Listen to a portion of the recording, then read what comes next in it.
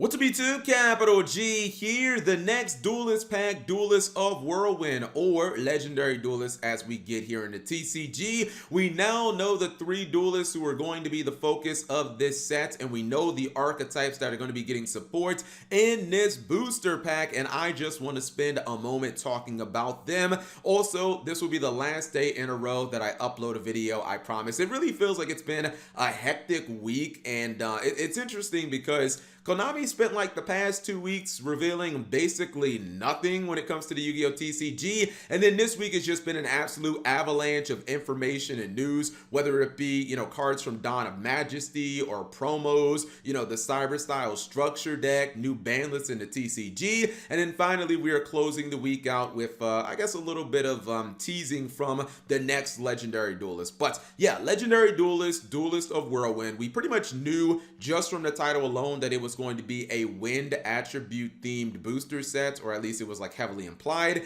and I thought it was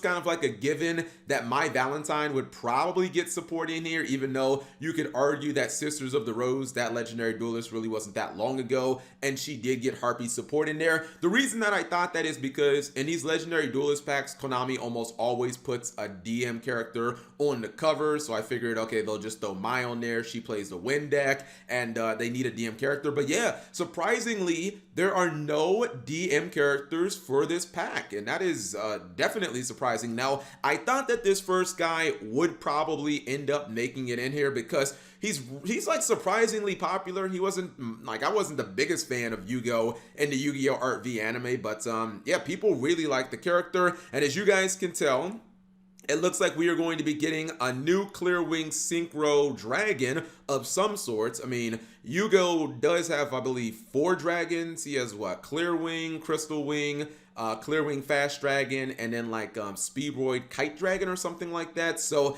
definitely looking like it's probably going to be his new boss monster, or a new boss monster coming out of this set. If you guys are unfamiliar, Yu-Gi-Oh! Is from Yu-Gi-Oh! Arc V. He's the kid that plays Speedroids. He also plays like Synchro Dragons because he's from the Synchro Dimension. And all the cards that I just named, all those dragons, are his boss monsters. And looks like he's going to get another one. Now, I mean, when it comes to his dragons, like, basically all of them are good. Like, I don't think that any of them are bad, even by today's standards. Clearwing's probably the weakest, but the other 3 dragons are still really good. One of them is like a one-sided Judgment Dragon, and Crystal Wing is still definitely good in this format. Even Fast Dragon is still a very solid card. So we'll see where Konami is going to go with Speedroids, and it'll probably be a bunch of Speedroid cards, and then obviously it'll lead up into summoning this guy. If I was just going to guess, well, let's see. I believe his dragons top out at like level 8, so this is probably a new level 8 dragon monster.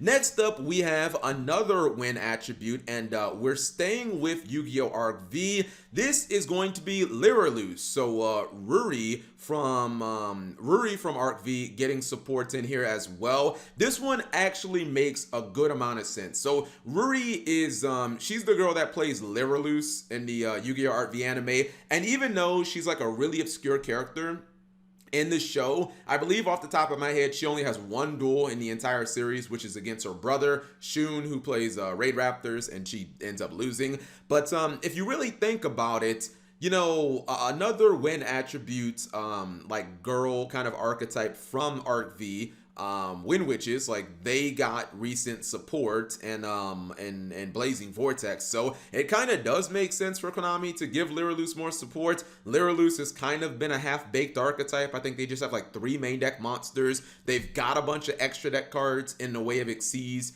They were supposed to be an Xyz-based archetype, but they have a fusion because of the plot of the anime, so I definitely think that Lyraloose deserve kind of like more legacy support. And honestly, it's kind of weird because, this archetype was definitely a failure competitively, but Independent Nightingale has always been kind of a broken card. And it's interesting enough that the archetype has now kind of found its competitive footing, combined with like Tri Brigade, obviously the Bird Up deck. And Bird Up, a lot of people are saying it could be like a top 5 deck this format, maybe even like a top 3 deck. So it'll be interesting to see what Konami does here. Right now, Lyraloose feel like I mean, they're really strong when it comes to for the Xyz plays, like going into Zeus, and obviously in Bird Up you can use them for like link material. Now the final one This is easily the most shocking. I don't think anyone would have saw this coming, even if you would have picked the first two, like Speedroids and also Lyralus, which I definitely would not have picked two archetypes from Arc V. I would have picked some from like other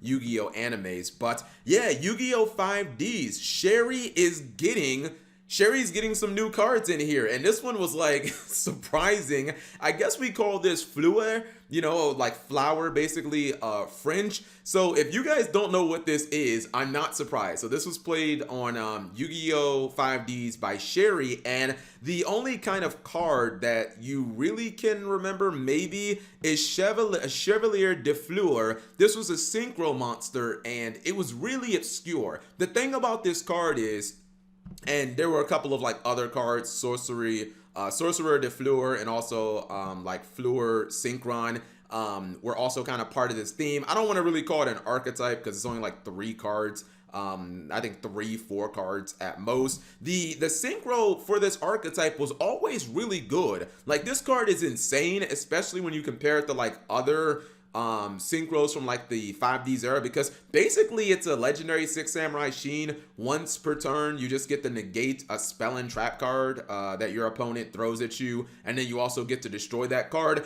The only problem was, and I promise you, had this been a generic level 8, this card would have been a 100% staple like during 5Ds. The only reason that this never saw play is because it required a specific tuner monster to summon. It required Fleur Synchron, and obviously that like just killed the playability of the card. But the Fleur cards have always had like really good artwork, and they've well, the Synchro has potential. Like, even by today's standards, if we had a good way of just summoning it, it would be significant. Like, it'd be a pretty good card. It'd be basically like FA Don Dragster, something like that. So I really want to see what Konami is going to do with Fleur, because this is almost starting from scratch when it comes to this archetype. And obviously the new boss monster is looking incredibly strong. So I'm going to guess this should be a synchro, because Chevalier de Fleur is a synchro monster. So I'm going to assume that this is a synchro monster.